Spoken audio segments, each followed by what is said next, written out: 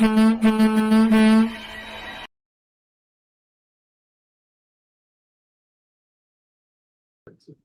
now begin with the official presentation, which is Geoff Bunza and telegraphy, railroad style. Hi, first off, I want to thank so many of you for coming today. This is a kind of an interesting clinic for me because it's not one of my usual clinics. I'm going to tell you a series of stories today, and I hope that you really enjoy them because you're probably going to be surprised at least once or twice along the way.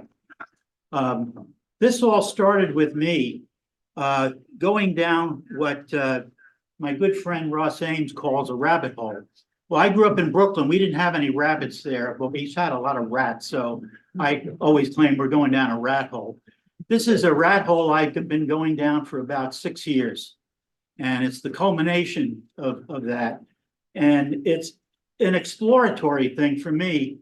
And I learn one bit of information. I follow it through to the next, follow it through to the next. And darn, if along the way, I don't pick up something even more interesting than I knew before, and it just gets sort of grows. So I hope to share that process with you today and hope that you enjoyed it as much as I have, although it's a little bit more compressed. In fact, it follows suit with kind of my version of model railroading. I don't ever expect to have my layout finished, ever.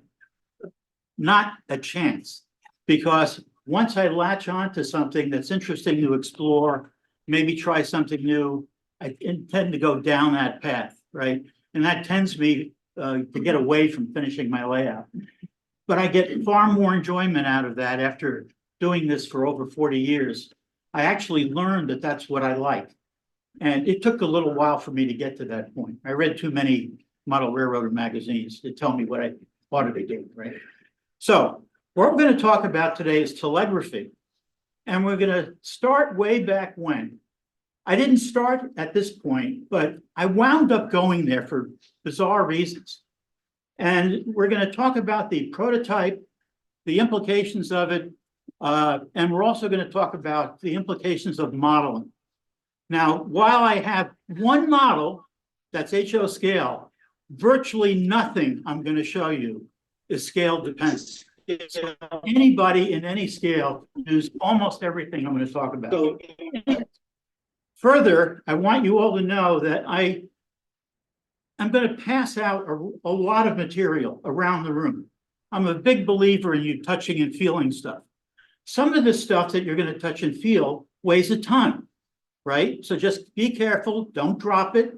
There are some materials here that are old Bakelite parts and they'll crack and break. Most of them are very durable. You can probably flick them across the room and they won't smash. However, it took me a long time to collect them, so I appreciate you being careful with them. And I'll explain everything that we're going to pass out. I'm also very used to having people interrupt me along the way in presenting. So I encourage you to ask questions, and we'll have, I hope, some time at the end for you to ask even more questions. Okay, so let's move on. This all started way back when with, of all things, a coil of wire. My suspicion is that some of you actually have seen a coil of wire before. Here's a coil of wire, although it's quite messy. Here's a coil of wire that's going to be very relevant later. Probably a little thicker than some of what you're used to, especially the weight, because it's steel. A battery, except it's not the battery that you're used to. In fact, it's an ugly, messy, icky battery, and it's called a wet battery. And we'll get into that a little bit more, right? And it's relevant to railroading, okay? Last, to put them all together, there's a gentleman named Michael Faraday. Michael Faraday was actually born in the 1700s. He did most of his work in the early 1800s. And he was a remarkable man. Didn't even go to high school. Was often classified, even today, as one of the best experimental scientists ever. And one of the people who thought that was Einstein. He had a picture of Michael Faraday on his desk.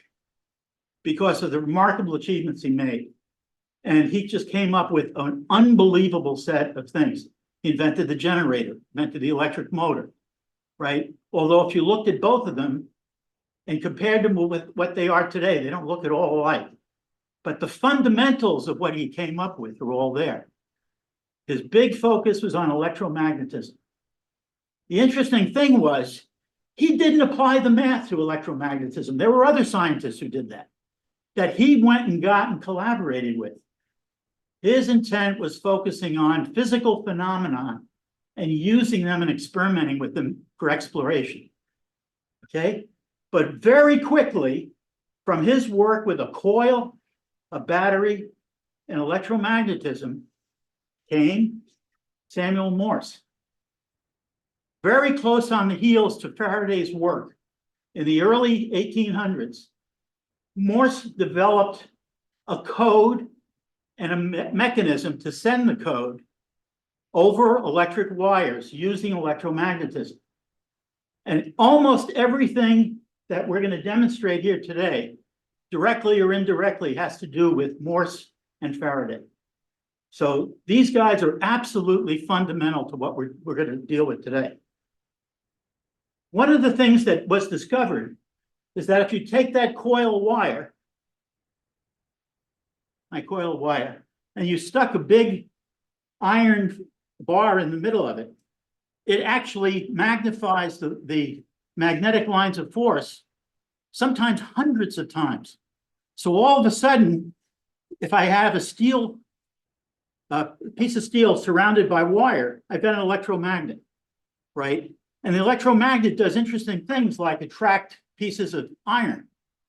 So you go from that directly to Sam Morse, who started to develop things like this. Let's see, which one do I want? Now that I've done this. Oh, yeah.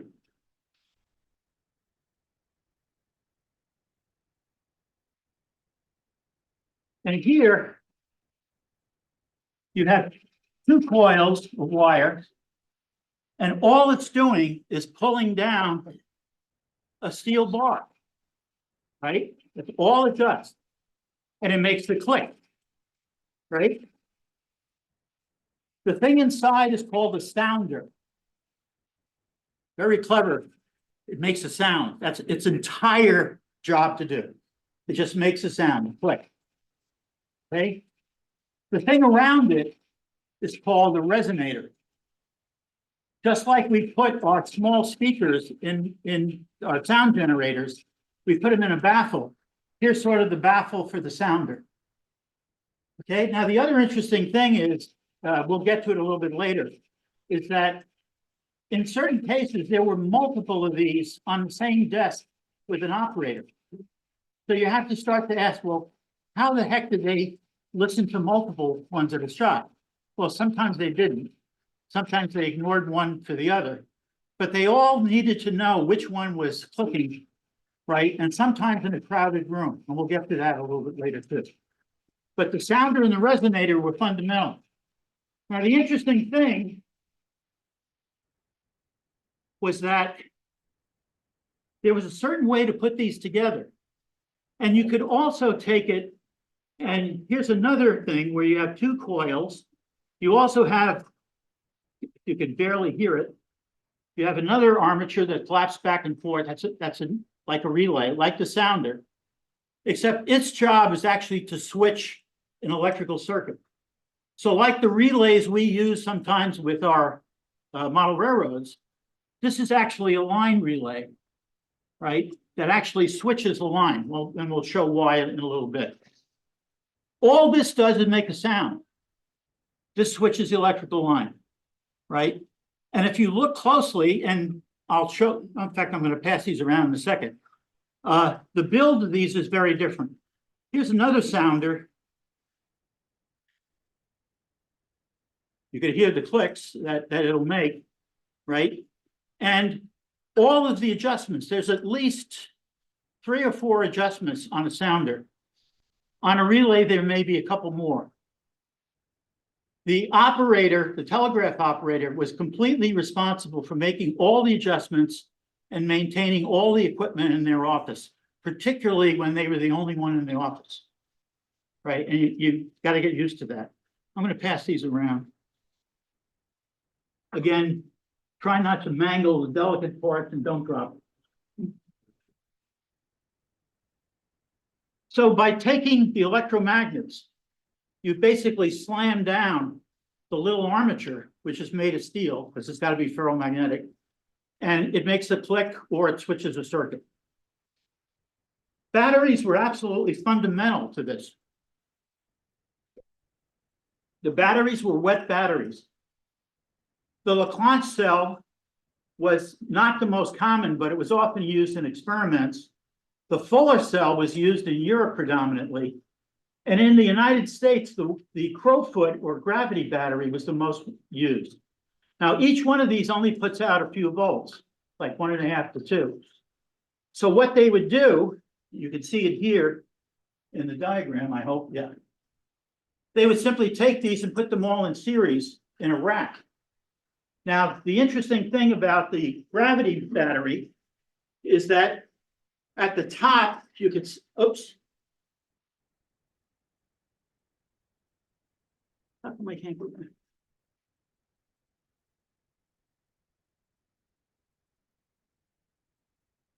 Okay, go. If I look at the gravity battery, there's a thing that looks like an array of fingers. That's called a crow's foot. That's made of zinc. On the bottom, there's actually a similar thing in a slightly different shape that's made of copper. In between, you've got a whole bunch of copper sulfate that's basically dissolved in water.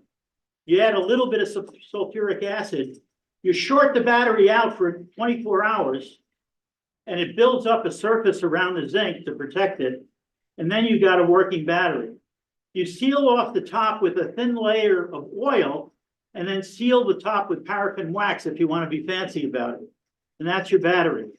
It might last for a week or two, depending on use. You've got to service it at that point, otherwise you have no more electricity.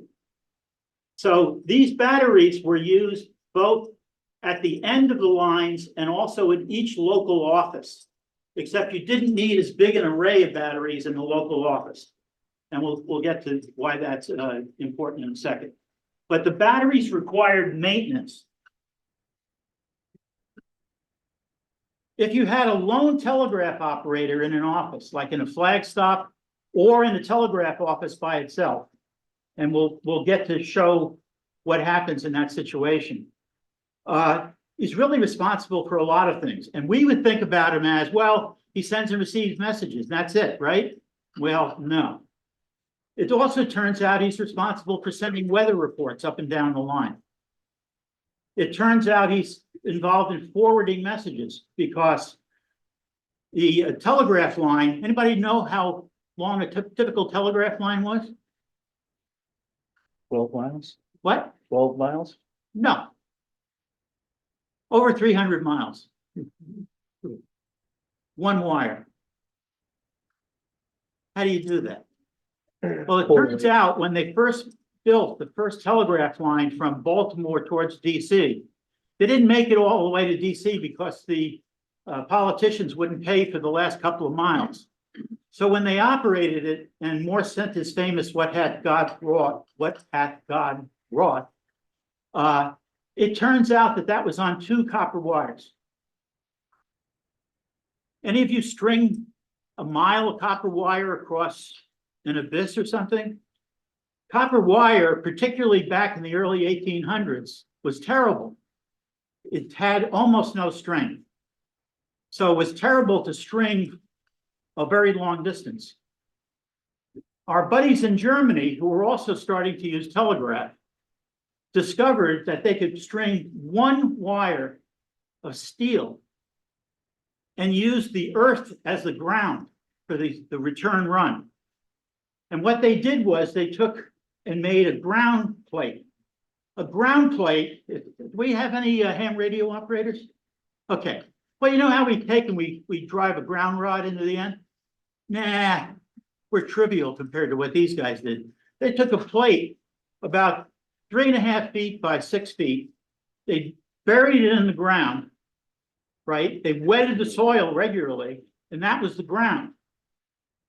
And the Germans found that if they grounded the beginning and end of the line carefully and the intermediate stations, they only needed to string one wire, and it was a steel wire. This was the thinnest steel wire that they would use, and it's about 12 gauge. The thinnest that they would use. Number 6 gauge was very commonly used. It's much heavier and it weighed a ton. It still does. And if you go back and read the construction details of stringing wire, it is a really interesting exercise in getting one end of the wire up the pole, the other end of the wire up the pole, and trying to keep the whole thing running. The wire was heavy as all get out. We'll get to that in a little bit too. But you wind up with all of these problems to deal with. If they string it more than 300 miles with that steel. Yes, you bet. Now, Now, there was another really interesting about this one wire in the ground.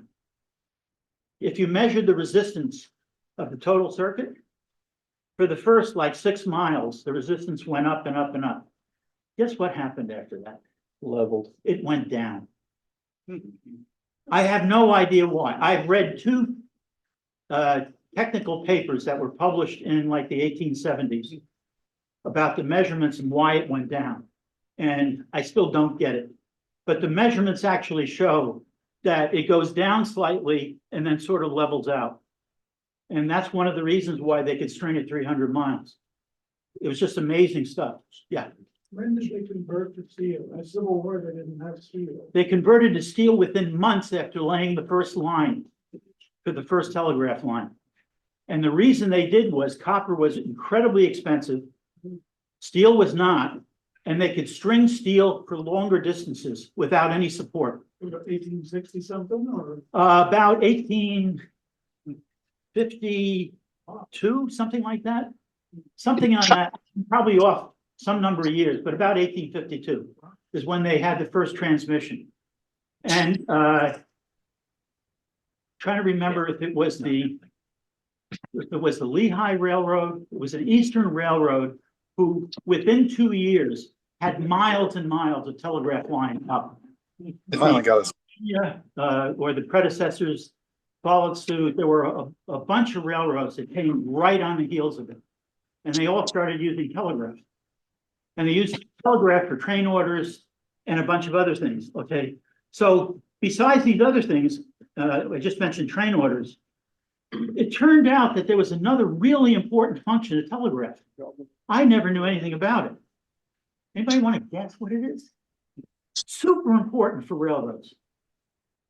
They maintain time. Time, yeah. They maintain time.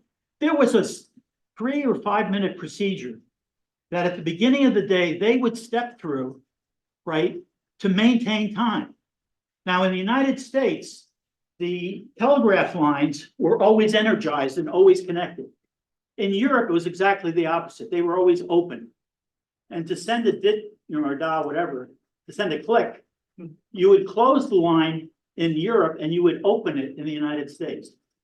And then, so when you would hit the key like this, you would actually be closing the line, right? To energize it. Now, the keys back then would all have this little switch next to it. And normally the switch would be closed. Why? Because if you weren't using the line had to be closed, had to be connected. So the first thing you did as an operator was listen. Any communication on the line, no communication, you opened the line. And then you started your message, right? And we're going to talk about messaging in a little bit. But it turns out one of the neat things about telegraphy is that everybody did it a different way. So it was amazing. Now, it turns out that this is one of the early things that got me down the rabbit hole into telegraphy. If you look on the back of it, in one of the corners, you'll see a logo that you might recognize. This was made by Lionel in the war. Lionel made a bunch of electronics. They made radio adapters and for US tanks, and they made a whole bunch of keys. This is one of the keys that they made. And you can always tell it because they imprinted their logo in the bakelite base. So in a key, you look for the switch to open the line, then you send your message, and then you close the line. Otherwise, nobody else can send the message as long as you open the line and kept it open. Okay. So maintaining standard time was super duper important. Now, the standard time I start to talk about in early telegraphy is not standard time that we know it. It's railroad standard time. That's not the same, because in each division of the railroad, each division typically maintained their own standard time, and it was strictly adhered to, right? So when we talk about standard time, it's railroad standard time up until the point of somewhere in the late 1800s, they switched to time zones. That was provoked entirely by the railroads, who got tired of dealing with a time zone that could have been 6 miles wide. In fact, there were some towns that had their own time standard. So dealing with that was a real pain. But if you're scheduling trains, especially if any of you guys do train orders, right? Timetables and train orders, you know that time is everything. So it was way back then too. The next thing I want to show you though is this picture up here. This is actually the general diagram of a local office. You have a line coming in, we'll call it from the east, coming from the west. The next thing that happens is it routes through a switchboard. And that simply routes the lines to different apparatus, the sounder and the line relay. The line relay had a really interesting function. Today we would call it an amplifier, but there's no electronics. So how do you amplify? Well, it was a sensitive relay that didn't require as much current because it was right on the line. And the local office could have any number of sounders, any number of other apparatus. Some people even rigged it to a light, because remember, you can rig it to a relay. So it required local battery, which is this thing down here. That local battery did not draw from the line at all. The only thing in this case that drew from the line was the relay that was called the line relay, right? And I can't remember, trying to see, you can almost always tell, yeah, this is a line relay. And the reason you can tell almost immediately is it's 100 ohms. It's a much more sensitive relay. And the local relays in the local offices, if they used any additional, were always like somewhere between 4 and 20 ohms. So immediately by examination, you can tell how the relay was used.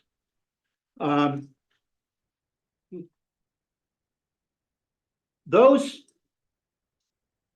switches that switch to all that, this is that one in the picture, okay? This happens to be a 4-line switchboard. This is a telegraph switchboard.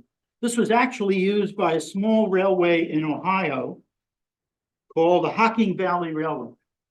It's now part, you may have recognized, it became part of a small line called the B&O, and is now part of CSX. But it goes back to the 1800s, okay? Now, the way it works is it uses these pegs to make connections. And all of these are heavy brass bars.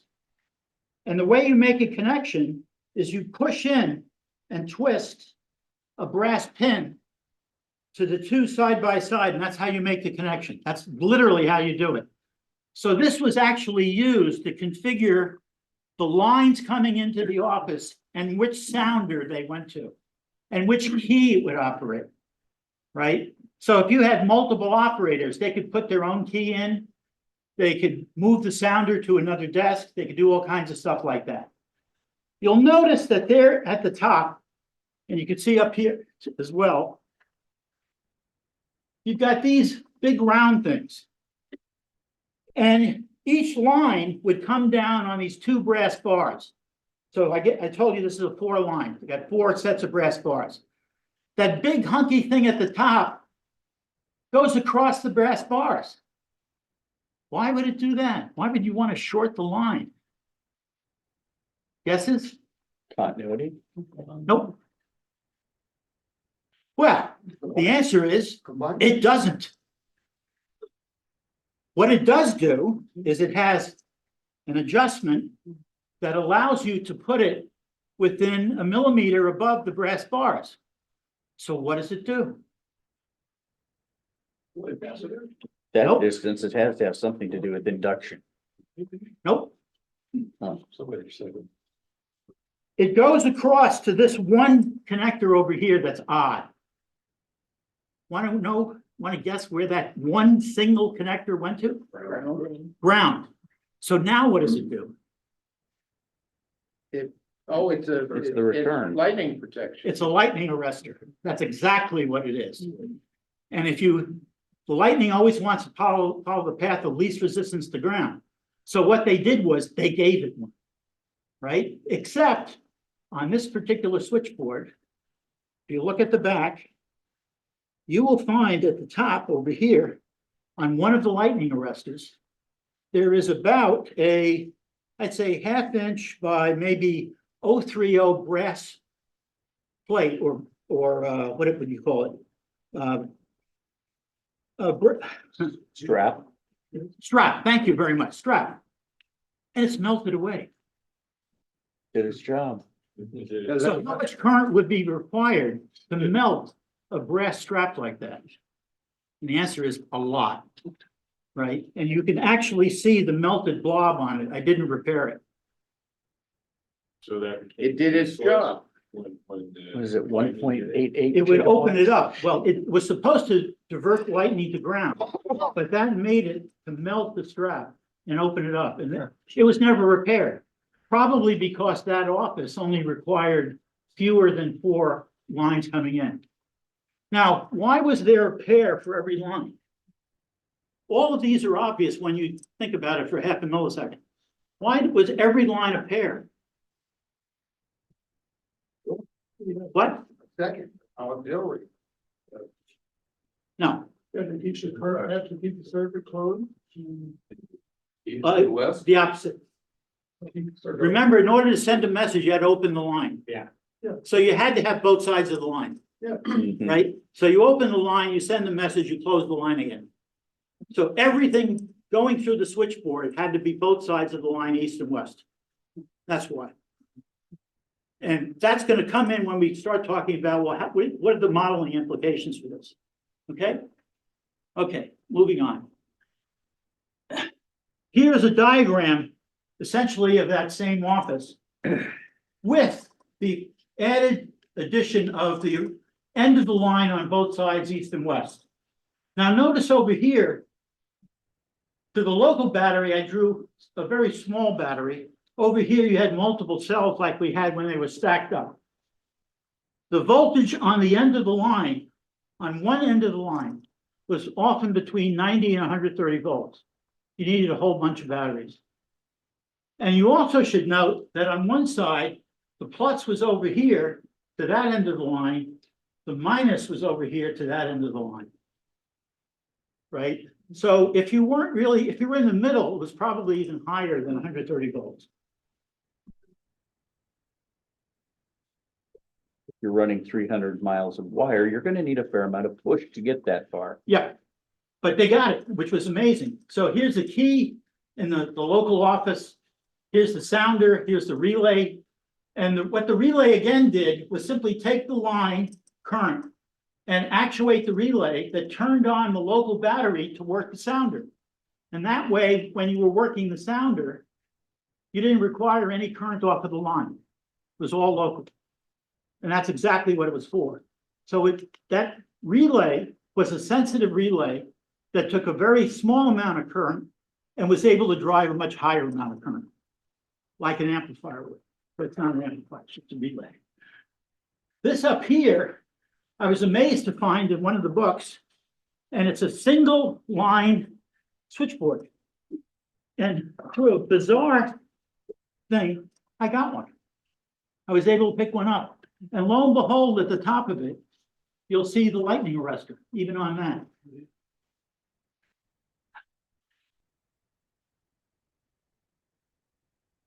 Wrong one. What? How can I keep doing that? So with 100 volts DC or more floating around these lines, how many telegraphers got electrocuted?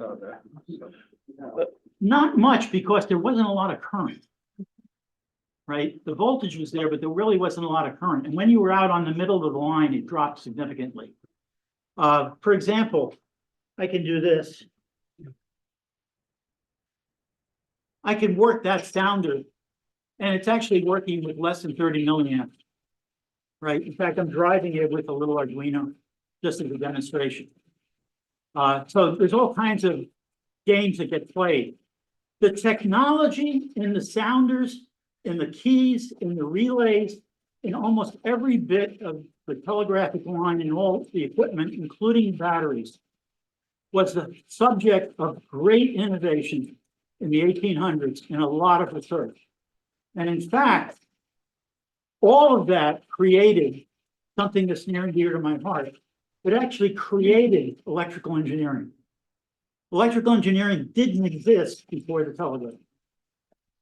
It also manifested itself in electrochemistry and in civil engineering and mechanics.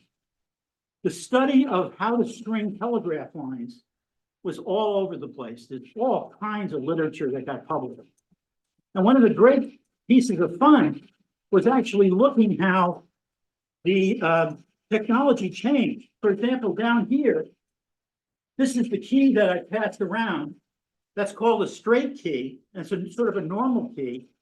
Yeah, There's, can you turn that down? oh, I'm sorry.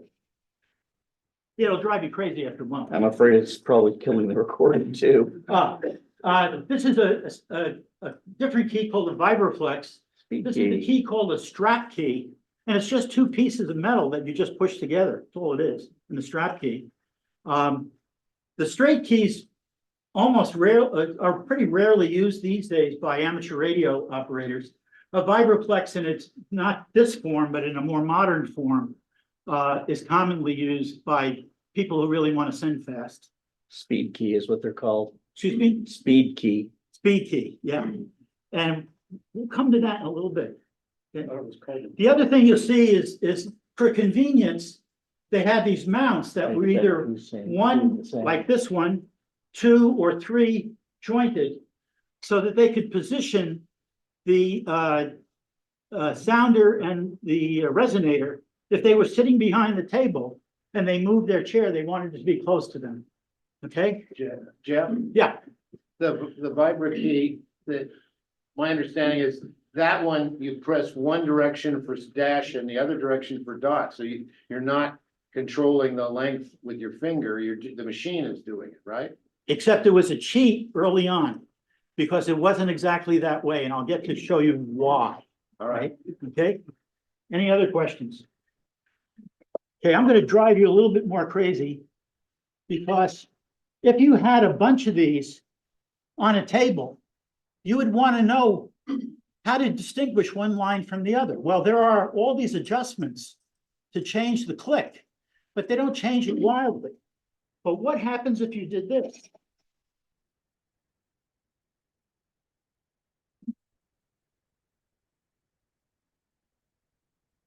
It changes the resonance. And this is the infamous Prince Albert And again, can. And this was commonly used back then as a wedge in the sounders and the resonators in order to change the sound so that they could pick up each line if they had 4 of these on the same table. And they would open one of them and close the other one, and they diddle with it until they got a different sound for each. And that's how they did it. Okay. Oh, should have said one other thing. When Morse first invented telegraphy,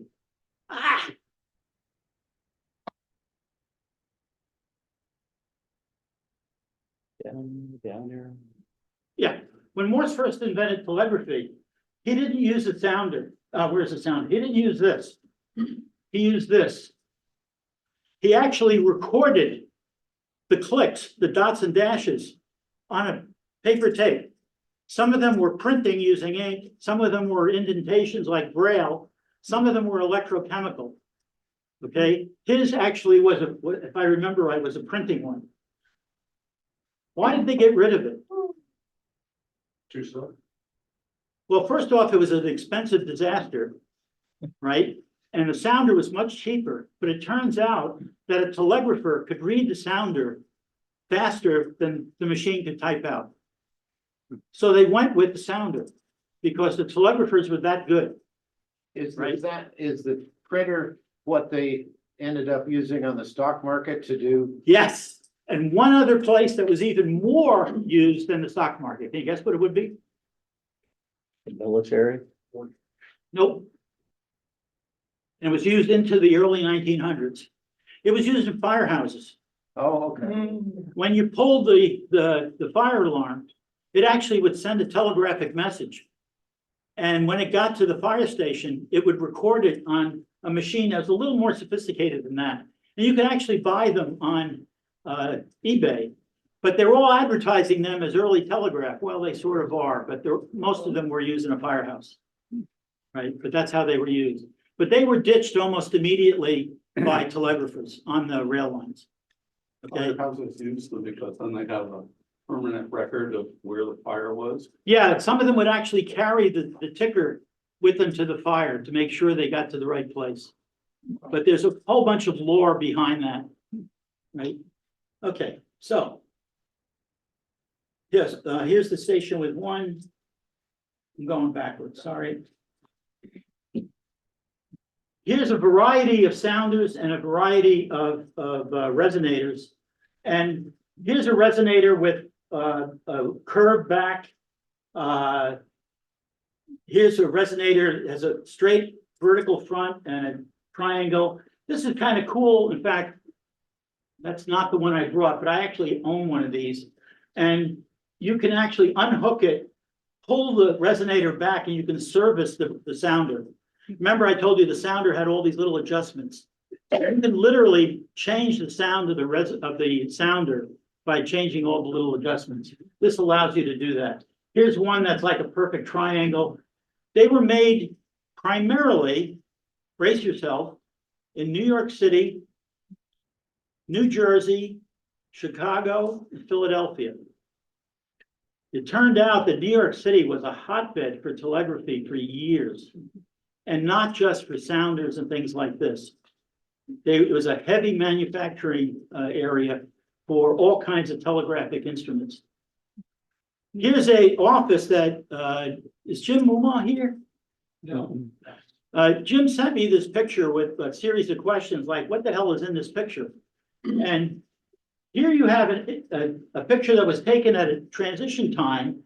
One of these guys is the dispatcher, probably the guy sitting down.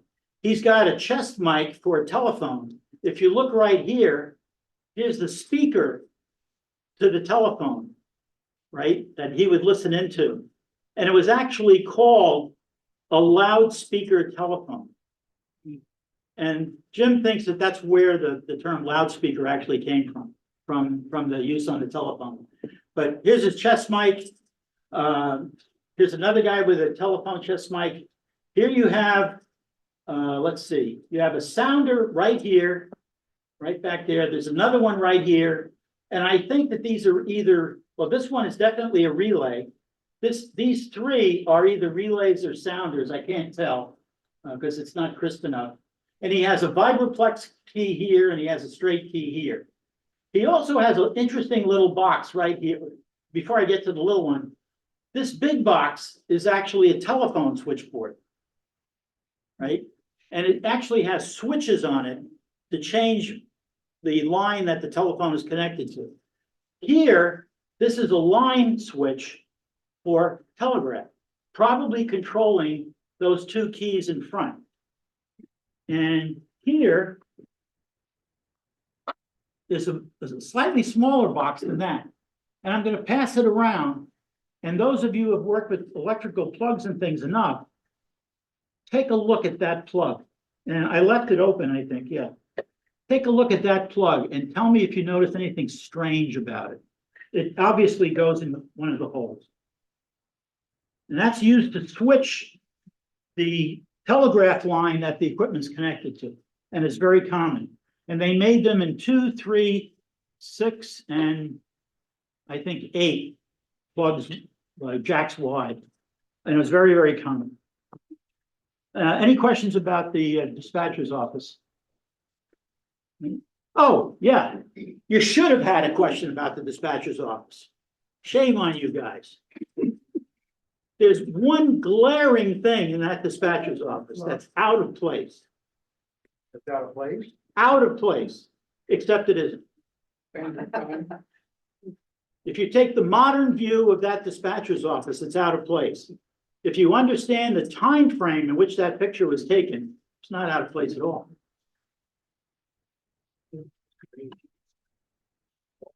Look at the clock. And, Why is the clock out of place? well, that's an Everwind, What? it's an Everwind or whatever it's, I've got one of those. No, It's a dispatcher's clock and it winds itself electrically once an hour. right, but it's out of place in our current time frame. Why? What? Nope, it's very visible in the entire office. Roman That part- numerals? Yes, it's got Roman numerals on it. Why? Who cares? The railroads care. When did they start caring? When the railroads established standard time. And standard time in that picture is not American Standard Time by time zones. Standard time in that picture is railroad standard time. And it's before the railroads actually established standard time in the United States. So the standards for clocks were not well established for each and every railroad. And the dispatcher who installed that clock, he liked Roman numerals, so he installed a clock with Roman numerals. And indeed, it represented railroad standard time set by what? The telegraph. Once every morning.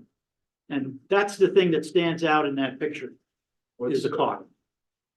Looks like a rotary dial over there. It is, except it's not the rotary dial that you might remember as a kid, right? And the reason is the ringer is right there.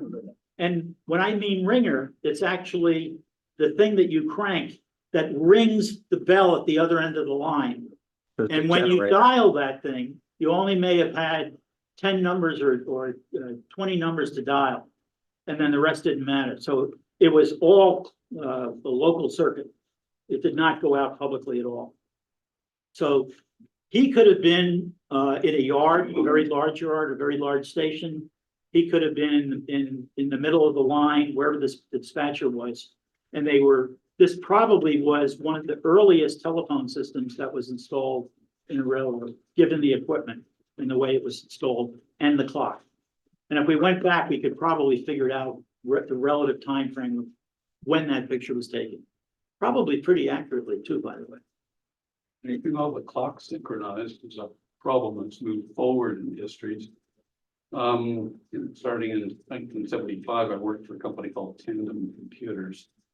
And that was multi-processing thing, but the CPUs in there were basically they were telephone sized booth, with 4 CPUs in them. And then you could scatter CPUs around the computer room, or you could network them off to someplace else. But to keep the database integrity, because Tandem was doing fault tolerant nonstop computing, the computer can't be allowed to foul up because the customers had things like, running ATM machines or front ending the New York Stock Exchange during Black Monday of 1987. But they developed a program called Grandfather that would go around and sit and make sure that all of the CPUs had different lengths of wires between them or a network between them. Synchronizing time over a wide area was super important. Absolutely super important. We're going to start expanding this, talk about the lines themselves. Remember I said that they had single lines that were steel. Did I pass around the steel cable? Okay. Just for grins, now you can keep it, just for grins, this is the style of wire that was used internal, only internal. And you'll notice that it has a sort of plasticky, rubbery inside, and it's cloth covered. And it's got a single copper line inside. That was actually the most common form of wiring that was used. Wire up on the lines started out, I told you before, as copper. It went to iron, a single wire, iron wire. Then it went to copper over iron in some places, which increased the expense. That was in the late 1800s. Then it went to copper, a copper and steel stranded, where they actually had a steel strand mixed with copper strands. And if any of you were in the Army, if you ever used combat wire is copper and steel mixed together. And the whole reason for it is so that you could string it over a very long run so that it wouldn't break, so it had greater tensile strength. And then finally, when we went to cabling, we went to twisted pairs of copper. And that's kind of the progression that it went. However, iron wire lasted well into the 1950s. It was not all replaced. In fact, one of the things that was surprising to me was that I had read that telegraphy basically was abandoned in 1962 by the railroads. And I got a nice, very nice letter, kind letter, from the president of the International Telegraphy Club, informing me that there were operating lines in railroads, class 1 railroads, into the 1970s. And he had spoken to 2 telegraphers that were still operating telegraph on a class 1 line. I don't know if it was in common use in the railroad, but there was one active line somewhere in the West in 1982. So it went away. So it was around a long time.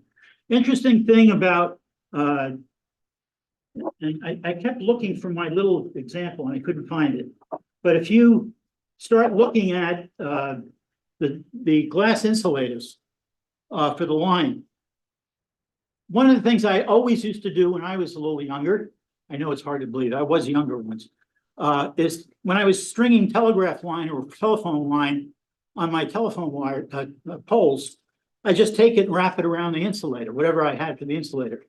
It's never done, ever, right? It turns out you put the wire alongside and then you take a smaller wire and you wrap it around to hold it. There's too much tension and that wire gives and moves and you'll break the insulator off right away. The other thing that you might find interesting is that originally when I started learning about insulators, I read something that said, well, most of them were made with clear glass. And when they were stuck up in telephone poles, exposed to UV forever, they turned to a shade of blue. As near as I can tell, there may be some that actually did that, but I now believe that that's garbage. And it's for a simple reason. When you start taking a look at all the insulators that were around, and here's, by the way, a little bit bigger one. Usually the bigger ones, even though this has only one groove in it, a lot of the bigger ones were used for power and not for telegraph. Telegraph ones were usually cheap and as cheap as they could make it. The reason for all the colors, and the teal color is a very common color, very common, is that there was a shortage of glass in the late 1800s. What do you think the insulator company, now remember, one of the biggest ones was in Brooklyn. What do you think they used for glass when there was a shortage of glass? Wine bottles. Oh, please, this is Brooklyn. Beer. Beer bottles. So they would go around and collect all the beer bottles, which were a wide assortment of colors. They'd throw them in the vat and they would produce insulated, just as good glass as anything else. But that's actually the source for an incredibly wide variety of colors of glass for insulators. And you can name a color and you'd probably find it. It is incredible. And in fact, there are people that collect insulators. And one of their favorite things to do is to find the color for a particular insulator nobody else had found. So it's very, very common. The other thing when you model, if you have a line pole and originally you had 1 to 4 telegraph wires up, you never had a cross arm. Now, you could find some in the Civil War that had 2 on it with a 2-pin cross arm. There aren't a lot of them out there, strangely enough. There are some, but there are not a lot of them out there. Very often, when they started, they would string a single wire up and they'd use this kind of arrangement to mount the insulator. And if you look carefully over here and carefully over here, can you tell the difference between these two? There is a difference. One's screw on. Hmm? One looks like it's a screw on, and one's not. That's exactly right. One's just a slide on, friction fit, and the other one actually had threads.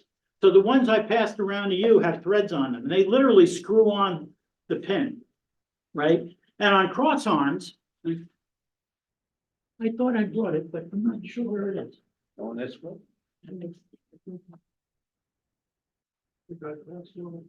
Yeah. Wasn't there a problem with rust with iron or steel wiring? It's galvanized. Uh, Was there a problem with rust? You bet your boots. Right? But the iron wire was galvanized. And by the way, it really wasn't steel, it was iron. The steel was too expensive. So it was mostly iron wire that they put out. So you wound up putting these out, and this was the most common way to start a line, telegraph line. And you rarely ever see it modeled, but it is the most common. The other thing is, it turns out when you run the wire, there's actually a protocol for where you put the wire, and it depends on whether you're going straight through or turning. And if you look at it, it sort of makes sense. If the insulator broke and it was going straight through, it would still have the pin to keep it in place. If it's going around the turn and the insulator broke, the pin would still keep it in place because of the turn, the tension on the wire. So that's how they would do that. Here's a gentleman servicing these things. And typically, you'll only see 4 of these on a pole. Once you get to 6 or 5, you go to cross arms. And the cross arms, well, I don't even know. I think we'll get to it eventually. Here, this is all for modelers. I'm not going to step through it. If you ever wanted to model it, this is all the dimensions in spades. And you can go back 100 years and find specifications for this, right? And all of these books, the copyrights run out, copyright run out, everything prior to 1928. So all of this stuff is available. A whole bunch of it was published by the government. And there's a lot of cool material in it. You know, like the weight of the line, the maximum height of the pole, how much you had to dig deep into it, mount the pole, all kinds of stuff. And over here is, here's the pin for a cross arm. Cross arms typically would have 4, 6, or 8 pins in them. I have seen cross arms with 10, right?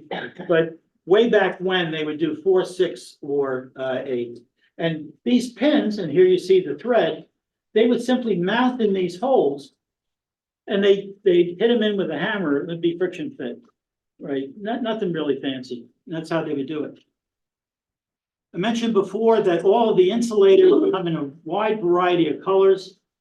Here's a line, and you notice this stuff over here.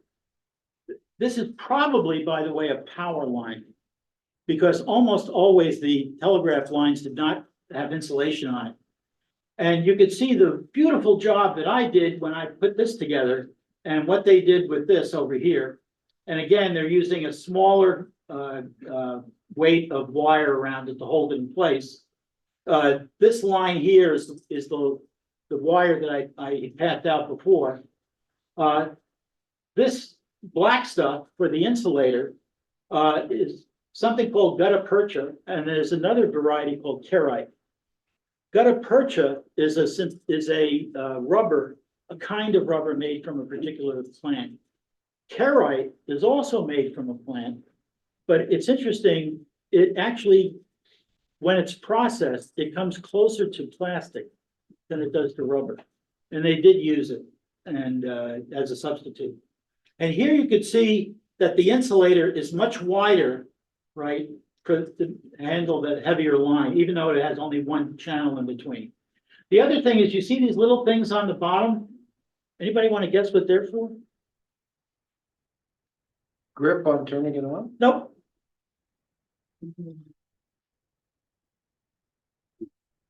Those are for drips. Grips. They channel the water to focus in so that it'll drip faster off of the insulator. The big deal about all of the engineering behind stringing wire was to keep it dry. And it goes all the way up and down the line. The best insulators, if you want to model them really well, you need to go and find this, which I think is in short supply, or it may not even be made anymore. It's made by Rick's Products, and it's called clear crossarms. It's made in a clear plastic. And it's the whole crossarm with the insulators, but the whole thing's clear. So you can tint them or color them any way you want. And it's really neat stuff. I've also made the insulators from something called a seed bead. Anybody know what a seed bead is? The seed bead is an incredibly tiny glass bead used in embroidery and things like that. And a seed bead can be put on a little pin or just glued on top of the crossarm. And it makes for a fair insulator, but it also turns out that it's a little bit oversized. Okay, now we're going to transition from the history to modeling. Here is a typical small town office station, right? And the reason I want to focus on this is you would not believe that architecture and how many railroads replicated it in the United States.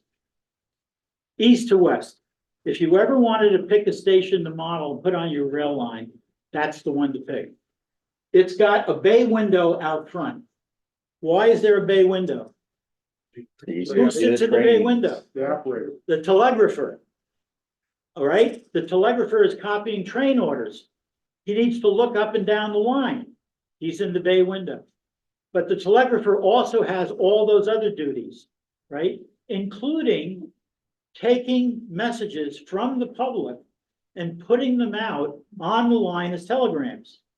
Guess what priority? Dead last. Who has the highest priority or telegram? The railroad. Railroad Who in the railroad? dispatchers, Who in the railroad? Dispatcher. Who in the railroad? CEO. Who in the railroad? Engineer. The president. President, vice president, it goes down to dispatchers like number 6. And you've got all of these division VPs, superintendents, all these other guys. A lot of them had their own code number. So when they issued a telegram, they would actually, their number would be on the telegram to set the priority.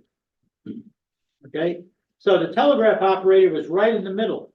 On one side, there was usually a big door for cargo, and this was the cargo office or freight office. On the other side, there was a door and a window. Why? That was the waiting room. Waiting room. It was also the place where the public would come in, and through a Dutch door into the middle, there would be a wall right here. They would hand the telegraph operator their telegram that they wanted sent.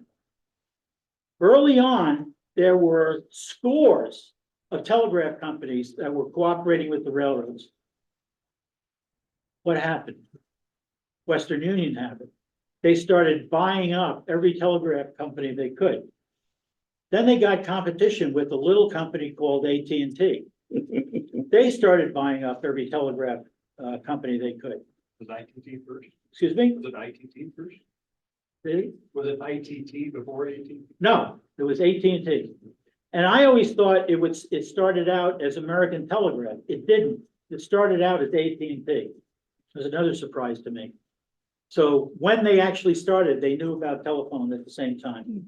But telegraph was overwhelmingly the means of communication. AT&T and Western Union struck a deal. They struck a deal and they said, AT&T will take on telephone, you take on telegraph. Guess which one won out? Judge Harold Green. Yeah. So that's what switched it, but Western Union became the dominant telegraph operator in the United States, including in cooperation with the railroads. So the telegraph operator would have railroad rules and Western Union rules in which to transfer. Believe it or not. How did the pay get? Did he work for the railroad or did he work for the? He worked for the railroad, and part of what he had to do was keep records for them to go and charge Western Union. So they charged for use of their wire. That's right. So the telegraph operator was also a bookkeeper. Now, a lot of what I say the telegraph operator's responsibilities were, was when he primarily was the only one in the office.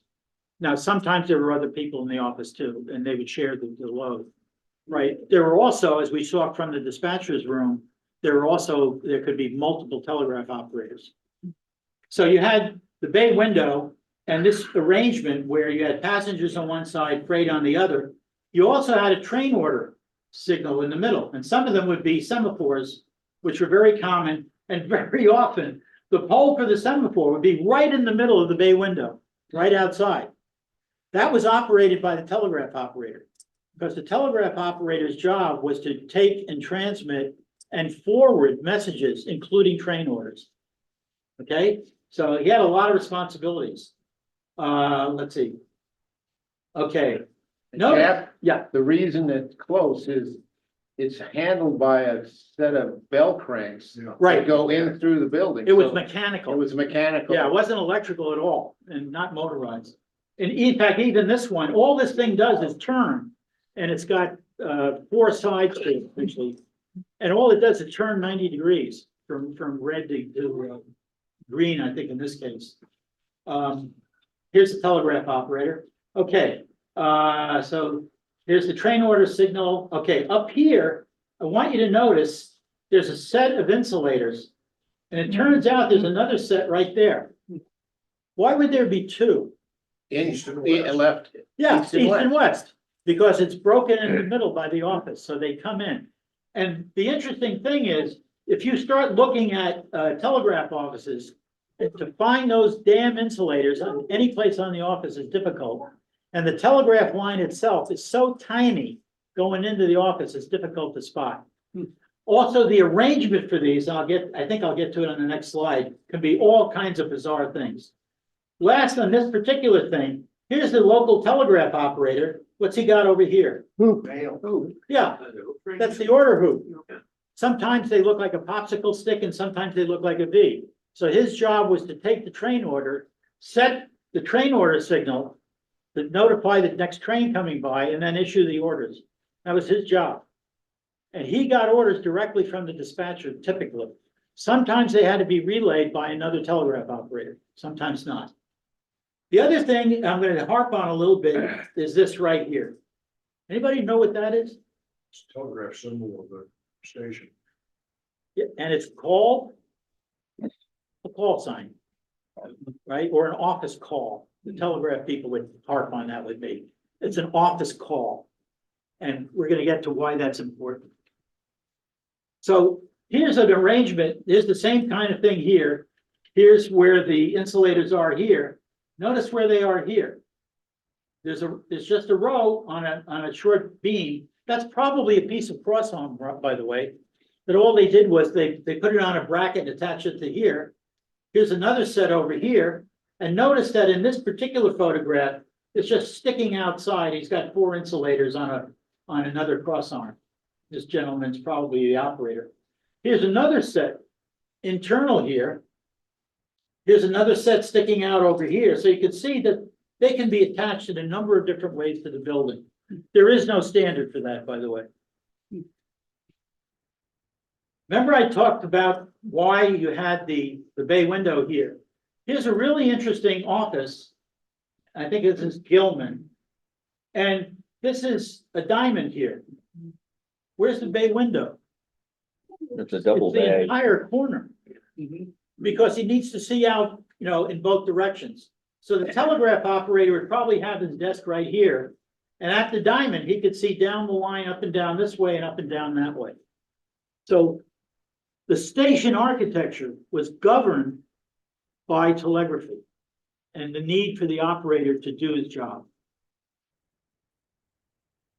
Notice in this one, we still have these placed all over. Notice this guy right here?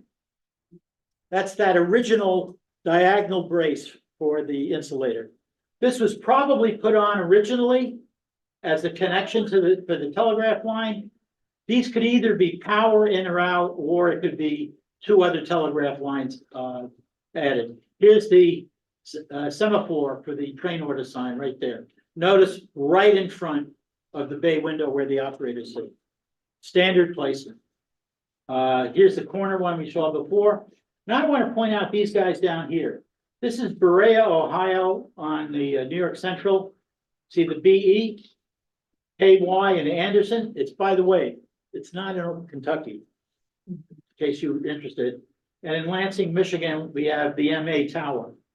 Typically, you have these two letters, and sometimes they're one, marking the outside of a tower in the middle of nowhere. Those are the telegraph calls, the office calls to that tower. I found those going all the way back to, I think it was 1871. So the thing that I wanted to point out was this is a brick. This is actually a stone inlay. That's not going to change, right? And if you go on almost every railroad you could find, you've got these towers and stations that have a two-letter call. Okay, and some of them are marked on the outside.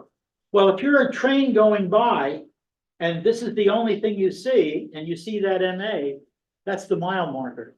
I'm passing tower MA, or I'm passing tower BE. The other thing I wanted to point out here, this is the Berea Tower. Anything odd about that? Not very many windows.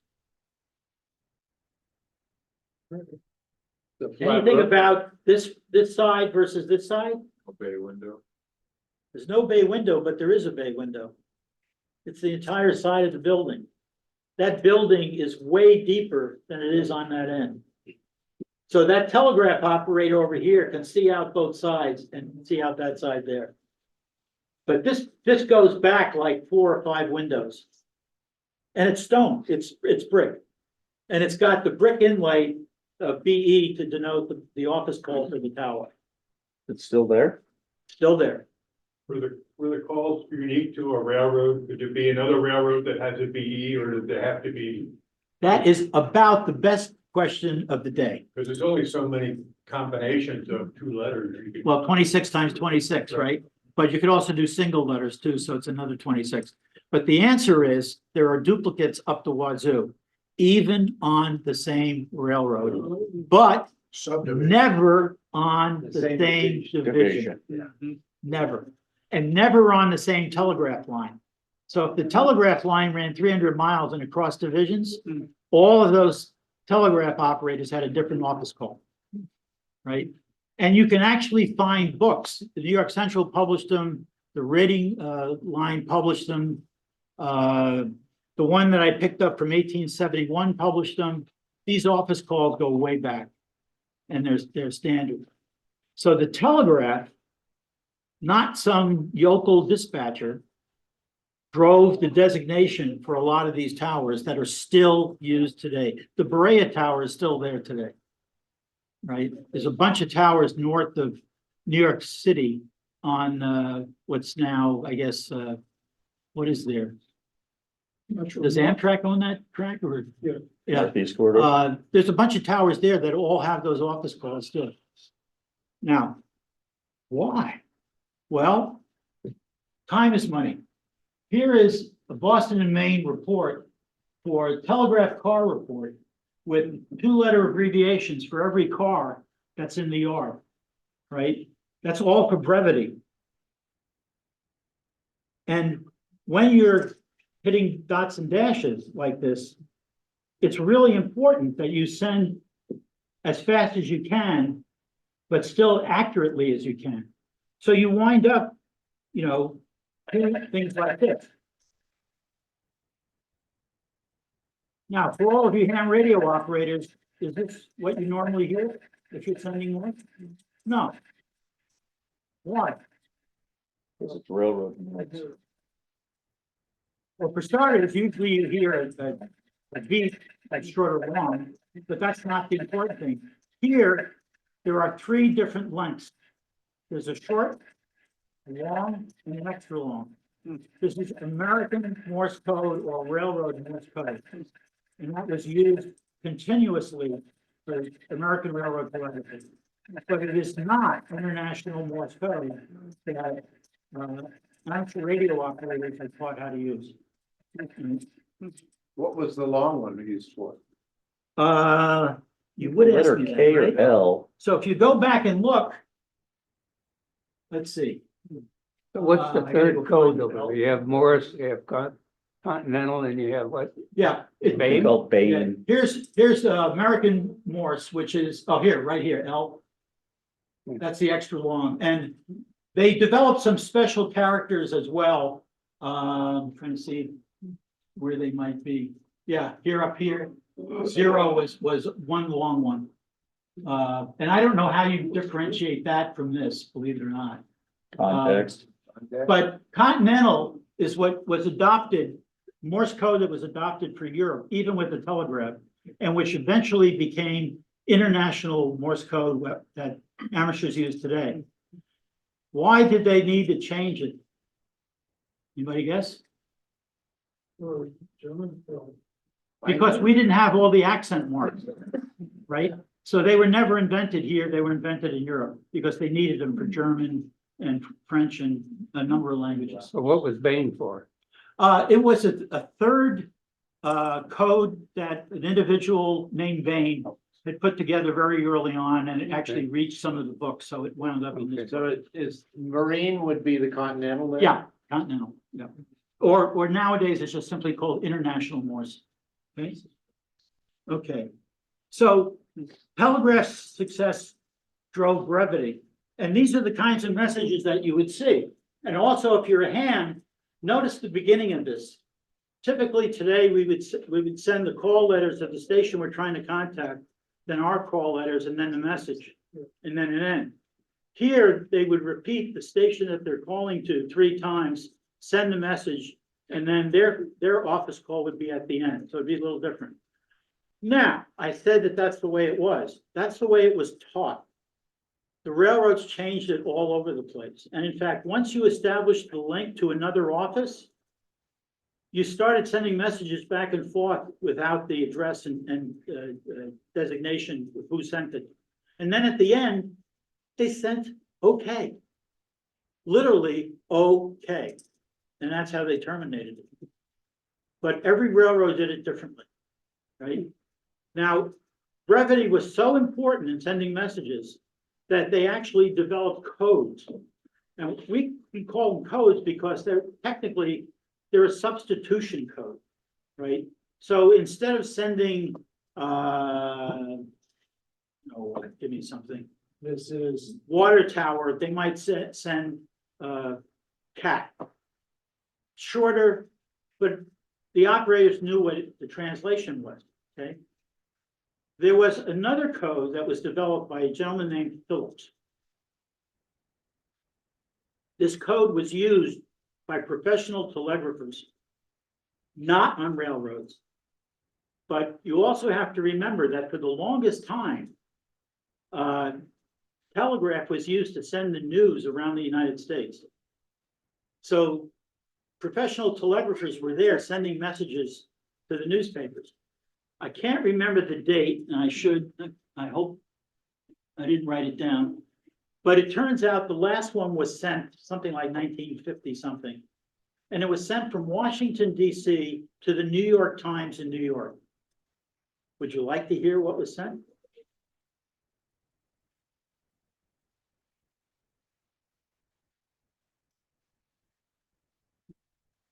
When I sent my other messages before, they were approximately 30 words, 25 to 30 words per minute. This is 60 to 80 words a minute. I can't figure out anything, including the start, it's very short. This was an actual message, we even have the transcription of it, and it was sent in 3 parts. It was the Telegraph story to the New York Times back in New York, which was printed. But it was sent in Phillips code by a commercial telegrapher. And it was the last commercial message sent on the line. So that's how good they got. I've also talked to Navy telegraphers, and some of them were really, really good telegraphers. They could send and receive really fast. Brevity codes were a big deal, and railroads actually published rules and brevity codes in these little tiny books and sent them out to telegraphers. They all disappeared around 1940 something. Never saw them again after that. But it might have also coincided with the use of telephone. You can get lots of different models of a telegraph office. This is one that I recently built. And it's up here. I'm not going to pass it around. And it's the typical small town station with a telegrapher's office. It's got the bay window, it's got the waiting room, and it's got the baggage room. And it's a small town station, and it's for real. I think the building may be in disrepair, but it might still be there. It's in Palmyra, Ohio. I haven't finished it, but I did bring it in so that you can look at it. And one of the reasons why I wanted to bring it in was the little details that you could put on it besides using the clear cross arms to add the connection on both ends, which I'm going to do. But I haven't weathered it yet, and I haven't finished it off, and I hadn't put on the little details. The other thing, when we finally distribute the PDF of this thing, that you'll find is I'm providing you with a whole bunch of cleaned up signs for telegraphy offices. And you can take those and print them out. And like I said, you can scale them any way you want. And they're all focused on telegraphy. Last, I'm going to give you a couple of different ways of sending messages. The first thing up here was the way that I actually sent the message through the actual sounder. Now, originally what I did was I set it up exactly the way this was, just like that. I put a microphone to the sounder and recorded the sound. And the reason I recorded the sound is you could then take it, put it on a little micro SD card with this one little module, connect the speaker to it, put together your little station, and get this.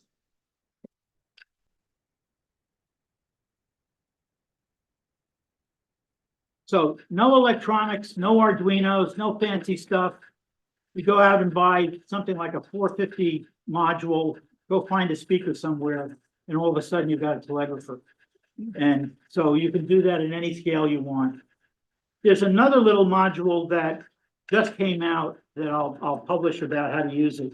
The difficulty with the new one is that you can't make it auto start just by powering up. So you've got to connect it to another device. So you can go and create your station, your telegrapher, and then you can also go to an article that I wrote. And the difference about this article is that it does have a connection to an Arduino and the same little module that we showed before. And in this one, it'll send random messages if you just power it up. But if you connect it to a keyboard, you can also type in a message and it will send the message out in American Morse code. So, and you can get to play with it and do some interesting things.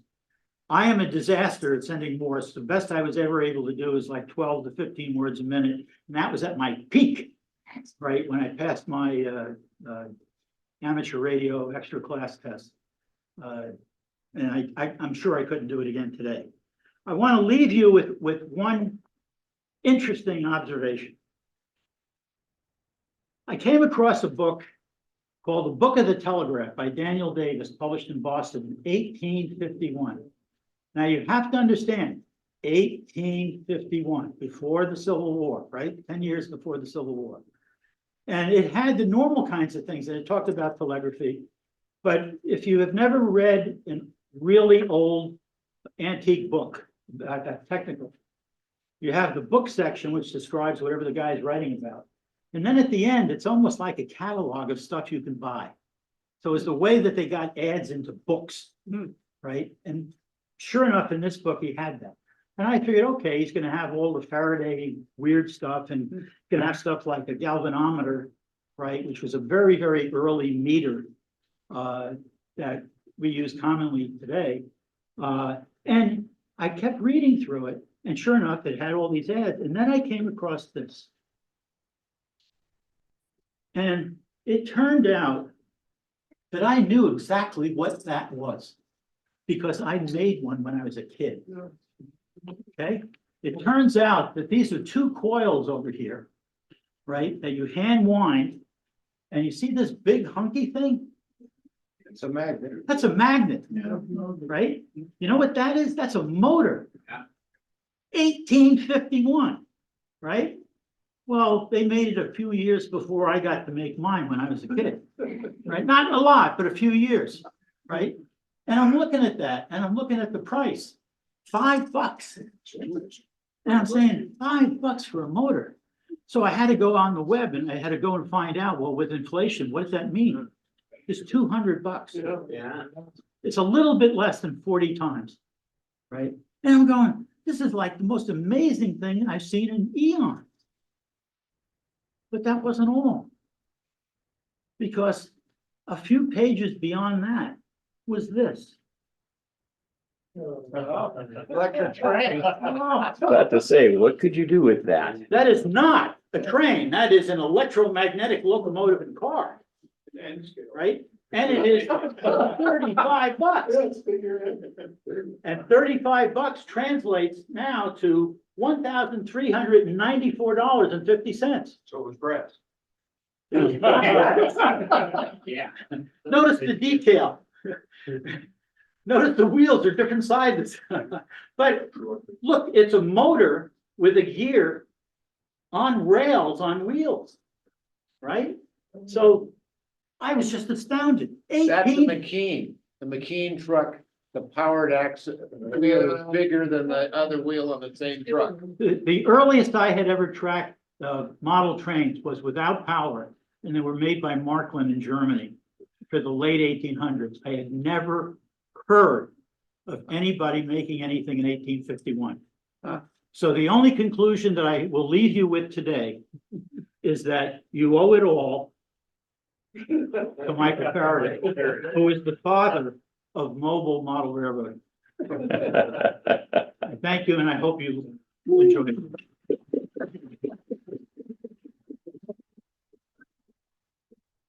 Any questions? Yeah.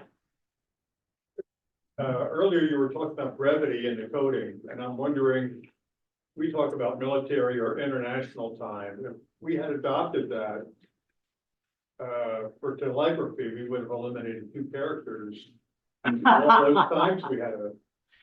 They didn't care about 2 characters. They cared about 100 characters. Yeah. Oh, I didn't point out one thing. When they were doing Western Union telegrams, Western Union in some places had a book of telegrams, right? And they were all forms. So if you wanted to say, happy birthday to blank, best wishes from, hope to see you soon, right?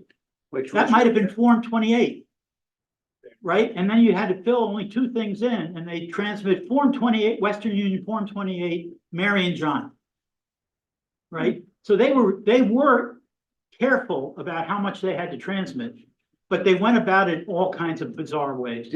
So they're charging me by the word. Correct. Do they charge me for happy to do that data, or do they just form 28 Mary and John? Believe it or not, I don't know, but I will tell you that Western Union issued a book of tariffs, Okay. book of telegraph tariffs. And in there, they would probably tell you how to do the calculation of how much it costs. So my guess is they nailed you. They may have given you a couple of word discount, but they probably nailed you. Okay? Baldwin has its own codes too for ordering parts. Who did? Baldwin Locomotive, Oh, they have their own. the first time I got a hold of a brevity code book for a railroad, I can't remember which one it was. It said cipher, right, literally on it. And then the first page in it says, this is not a code to obscure the transmission, it's a code to increase brevity. Right, and they were all done like that. None of them were trying to hide anything, right? But there's all kinds of gotchas in it. The 2 letters, abbreviations or codes for railroad cars. By the way, realize that the AAR has 2-letter codes for all kinds of cards, right? My guess is Telegraph, right? If you ever start bumping into two-letter designations for things, the original source, I would say, is probably 85% always back to the Telegraph. I got a question. If one station was trying to send a message to the next station, did he type in their code and wait for a response, or just type in hoping they heard it? What they did was they typed in, like if it's your station and your WX, Yeah. WX, message, and then my call. Yeah. Until they acknowledged it. And then they would repeat it if they didn't get an acknowledgement. And there's all kinds of shorthand. If they ask you to repeat the message because they didn't get it, right? Yeah. Then the originating telegrapher would start the message again. The receiving guy would open the line when he got to the part that corrected what he didn't know. And that was the signal back to the original telegrapher that he was done. Got it. But he got it. So there were all kinds of really interesting things that you wouldn't believe. Now, one of the things that, to me, as an engineer, aside from the fact that this basically created electrical engineering, was what happened when a line went down. You know, if you look at a lot of these small stations, there's a hand cart or a velocipede outside the station. Never a bicycle. And it's for them to go out and fix the line. If they're the only, if you're in the middle of 100 miles of nowhere, and like I said, you're responsible for the telegraph, you go out and fix the line. And there's a small book from one of the railroads that said responsibilities of the telegrapher. And it's really cool because they talk about his maintenance responsibilities and then the responsibility of maintaining the line. What's the word they used? Where accessible. What the heck does that mean? Where accessible? Well, it means is if you can get on your velocipede or hand car and you can reach it, you're responsible, period. Right? Your job was to maintain the communications on the line. So there's all kinds of really interesting things. And there's I've got one of these things here. I was going to pass it around because here's another plug compatible thing. This, believe it or not, is a variable resistor. Not resistors, resistor, single.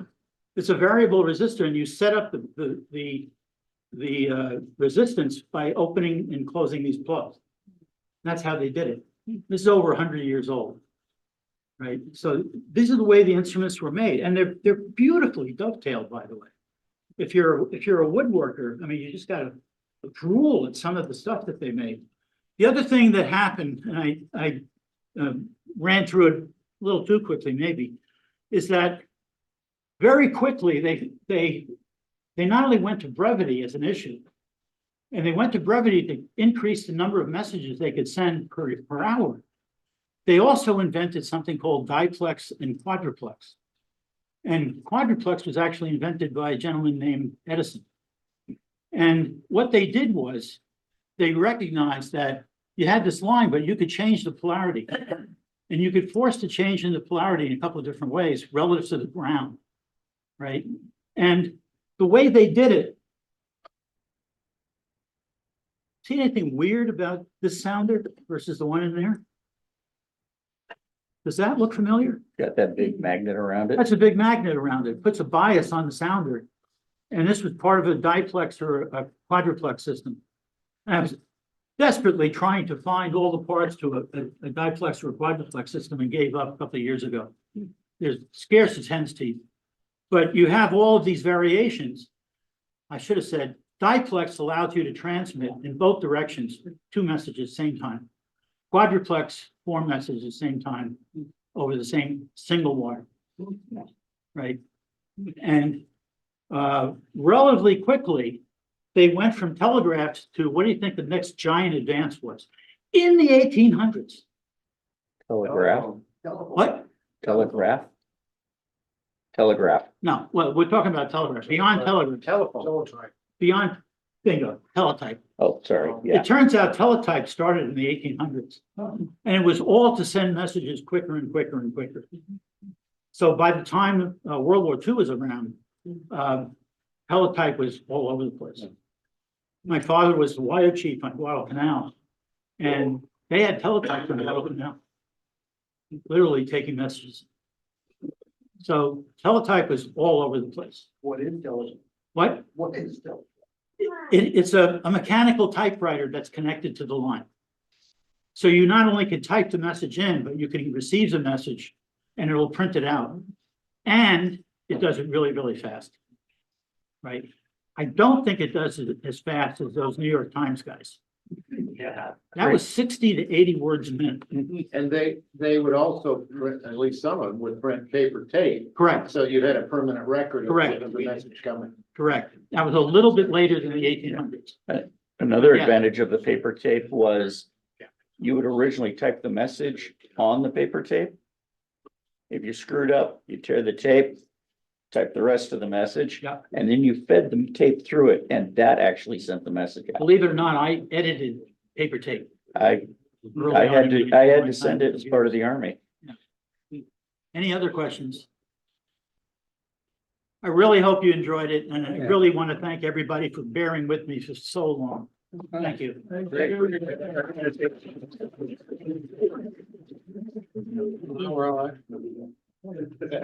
Okay.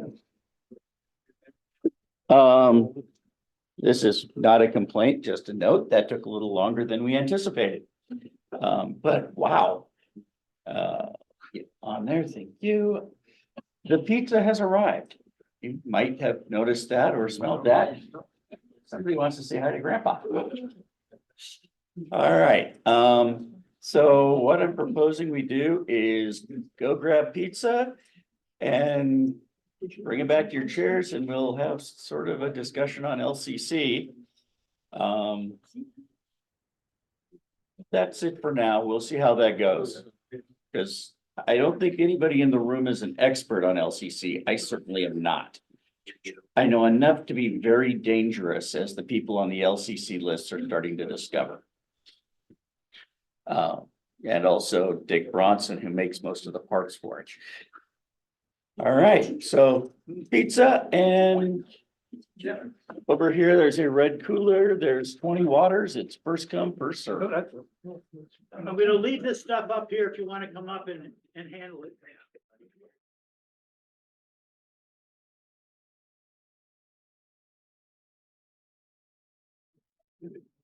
Okay. LCC, is anybody using it? Has anybody heard of it? Okay, got a question for you. Anybody shout out the answer? Does LCC replace DCC? No. I am really glad to hear that in unison. Because that seems to be what a lot of people have a misconception about. LCC is basically set to run everything except your locomotives. Because 2 nickel silver rails make really good track. They make a really, actually pretty poor electrical conductor of signal. Which means the DC signal is really actually pretty slow. Downright geriatric compared to modern networking. So you start stacking your signaling on there. Any other devices you might have, that you want to control turnouts through there. And then you stick 30 locomotives on your layout. And all of a sudden, things get really, really slow because you have maxed out the capabilities of your DCC network on those rails. LCC has been developed to eliminate that problem by taking everything that is not a locomotive off of the rails and putting it on a separate network called CAN, which I once knew the acronym, doesn't matter. It's in every single car you've got out there. He deals with it every day, I'm sure. If anybody who doesn't know, this is our AP manager, Ross Ames, and he works for one of the Kia dealerships. Weston Kia out in Gresham. Right? Yep. Okay, good. Basically, all of the stuff in your cars are electronic now. They just talk to each other. And there's not a whole lot of, you pull something, it pulls a wire, it flips a lever, and your carburetor goes boom. You press the accelerator, it turns a potentiometer effectively, which sends a signal, which goes to the fuel injection system, and then it goes boom. I mean, it won't run my Holly 4-barrel? That's kind of what they just got around. However, with servos, yes, it probably could. And again, I'll send you to Ross. He's probably got friends that can do that. Anyhow, what it means is the CAN network is really stable, really well established. It's all over the place, which means that the parts for it are cheap. And the NMRA recognizes that we as model railroaders are cheap, except when it comes to buying brass. So that's what they decided to build the network around. It was also a case of it's cheaper than Wi-Fi, although now they have extended the protocol over Wi-Fi as well. They've extended it over Ethernet, which is just part of the whole Wi-Fi thing. So basically what you've got is a side-by-side network. And some of you are probably going, I got LocoNet. What else are you going to give me? Realistically, not much. If Digitrax had decided to pony it up at the right time, LocoNet might be NMRA net or LCC. The CAN network is somewhat faster than LocoNet. It's also an open standard, which means anybody can do anything without having to get a license out of Digitrax, which some people have found in the past to be a problematic thing. Others seem to find it simple. I don't understand that, but that's legal and that's Digitrax and that's not what we're talking about. So you've got LCC. It is essentially to control signals, automate turnouts, automate practically anything, realistically. If you know who RR Circuits is, a guy by the name of Dick Bronson. He's been building equipment for LocoNet for years. He's transferred it all over so that it is now LCC capable. So you've got, as long as you've got detection on the rails, you can do your whole signaling thing through that.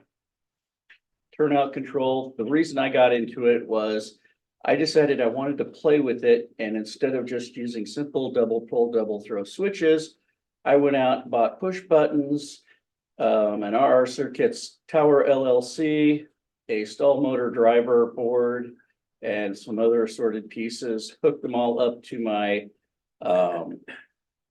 JMRI and my TCS CS105 command station in order to control my staging yard. And so one of the things you can do is Charlie, you've got diode matrices that are down there controlling all. Use diode matrix. Hmm? I did not use diode. Did you use matrix. Arduino? My staging yards are controlled by, actually, this is Geoff Bunza's fault. That means it's an Arduino. Back when I worked at TED, I did I've heard that embedded before. firmware. Jeff got me started on Arduinos. Yeah. It's like going home. So I've got Arduinos that are programmed for which turnouts to throw, which way to dial up which track. Jeff is sitting over here and he's already established the opinion in years past that LCC is a problem or is a cure looking for a problem. I believe that's actually a quote. Everything you said about LCC in terms of its benefits is not LCC. It's the things that connect LCC. Right. LCC is the network and the protocol that lets them all talk together. The one issue with LCC that they've been trying for about 5 years to fix is how do you define all the interconnections? Originally, do you know how it was originally done on LCC? You had two things connected to LCC. And when you wanted this thing to acknowledge what's going on with this thing, you pushed a button here, you walked over to this and you pushed a button here and it automatically connected. Right? Now, if you've got 128 things connected to LCC, that's a problem. However, they're getting around that. Yeah, they don't do that anymore. Right, and what's Bronson's first name? Dick. Dick Bronson is a great guy solving a lot of problems. And he was instrumental in moving them off of that paradigm. The thing about LCC, if you're technically minded at all, LCC is a transaction bus. And you probably have no idea what that means. But basically what it means is it shoots little pieces of information from point to point or broadcast really fast. Right? And the way they designed it was akin to the way they designed the internet, which is they designed it in layers so that it's not dependent on the top thing that connects to it, nor is it completely dependent on the actual mechanism that connects it. Which means the actual mechanism that connects it could be a CAN bus or it could be It's physical layer, which is the networking hardware. It's independent of that. right. All they had to do was write the code that connected LCC to whatever the particular device was they wanted to talk over. The gains to be made in LCC are going to be made by guys like Dick Bronson, who can describe what their components do and connect and how to do the interconnection. Right. You've also got Balash Razik, I think is his last name, works for Google in Switzerland. Stuart Baker, I don't know who he works for, but he's a minor genius.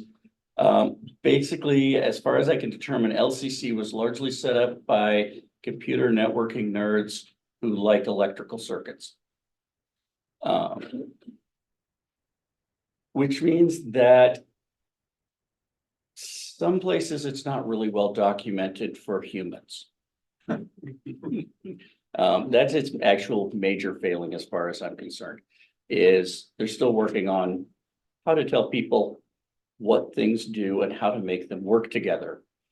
One of the ways they're doing this is, come on.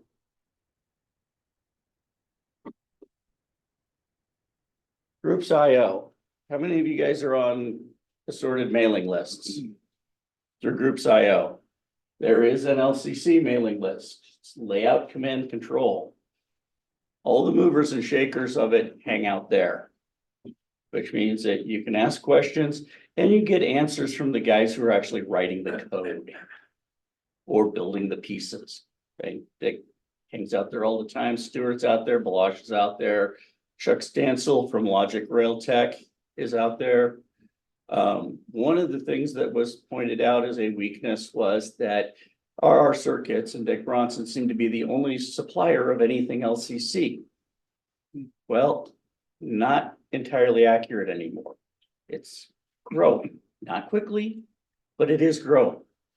TCS, Train Control Systems, which you probably know from the decoders, has two different command stations now that use LCC. The CS 105 is it's their big one, but it's about yay big and you could throw it like a Frisbee if you wanted to. But it talks to everything else using LCC, including a booster, which is approximately the same size. It's the same case. The wireless throttles are not used. They have the We Throttle protocol if you don't have a CS 105. So it'll talk through JMRI, like your phone throttle thing. You guys, most of you, I assume, have seen those. Personally, I'm sort of ambivalent on that whole subject, another subject. But while the throttles will do that, if they're connected to an LCC command station, they're using the LCC protocol to talk. And the guys who designed that whole thing, they have opinions about We Throttle and how some parts of it work, and have basically fixed those parts, in their opinion, at least in LCC. At Springfield this year, no, I wasn't there. Some of you thought I was. I wasn't, unfortunately. MRC, who got into the DCC game really late, and has been working at slowly catching up there. And their Prodigy line is actually pretty well thought of by the people who are running it. They announced that all of their next generation stuff at the end of the year is all going to be LCC equipped, which should mean you can take one of those UWT throttles from TCS and use it on the MRC's systems. So we'll see what happens with that. Logic Rail Technologies. Some of you may have seen their, if you run on Digitrax networks with fast clocks, you might have seen the Logic Rail Technologies DCC fast clock. They've got them out for NCE, for Digitrax LocoNet. Now they've got them out for LCC. Now, as Geoff said, it's a transaction bus, which means that when something happens, it creates an event. If there's something else out there that's listening for that event, then that thing does something. Time was one of the things the LCC guys thought of right at the beginning. And so they've got a pre-formatted message basically for time. The event is a long hex number with the hours and the minutes as the last 4 digits, basically. So the way this LCC clock works is when it comes online, it asks everybody, hey, are there any time events that anybody needs? And everybody out there with a time event says, yes, I want these. And the clock at those times will then send an event out, which will trigger the consumer to say, okay, it's that time, I do this. It's probably gonna be one of the next gadgets I'm going to be purchasing. Another interesting little gadget from Logic Rail, you know, I hate touchpads. Okay, that's the fast clock. This little board, which is LCC equipped. It also does through DCC if you don't have LCC. Have you heard of Woodland Scenic's Just Plug system? These are the same plugs as used by the Woodland Scenic's Just Plug system. But this means you've got 16 of them, which you can trigger by time, by pushing a button somewhere, by something else happening. And whatever's plugged into here, it doesn't necessarily have to be an LED. He's got two versions of this board.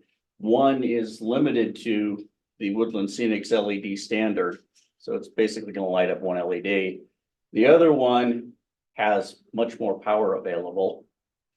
And he's got a relay board as well to attach to that. But it means that you can do anything on your layout that triggers an event that goes to here, and it'll essentially, it's a big on-off switch with a whole lot of them on there. Which is something Geoff knows all about because he's done it with Arduinos for years now. The difference being the connectivity, the LCC part.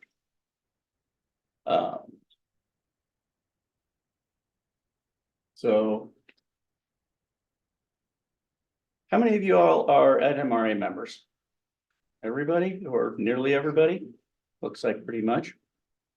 Did you know you've got a block of about 65,000 LCC addresses?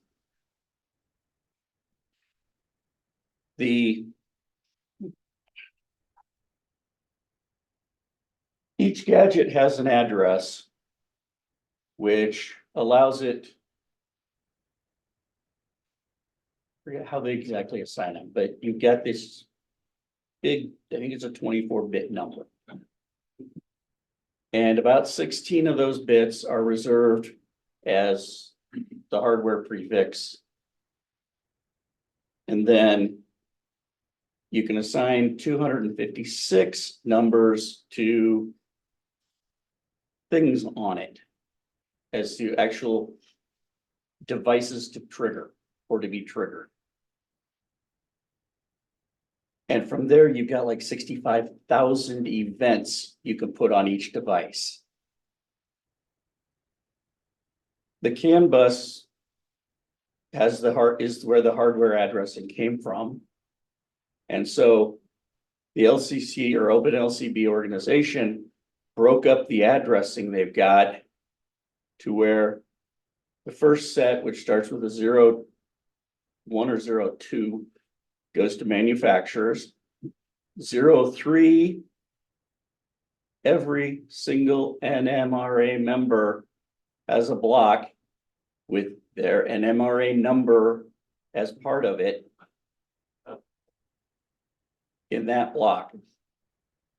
05, because I didn't know about 03, 05 is out there on a website that basically says, hi, if you ask for a block of this same size block, we'll just give you one. So now I've got more addresses than I'll ever know what to do with. Which I just thought was kind of an interesting thing. Just because you're in the NMRA, you've already been assigned a block of addresses in this system, whether you use it or not, because it's been assigned to your NMRA number. All right, I'm running low on stuff. Give me some questions. What do you need for a base unit to start a system like this? It's assuming you want to use it to control some things. Okay. Effectively, what you need is JMRI probably to do configuration on a computer.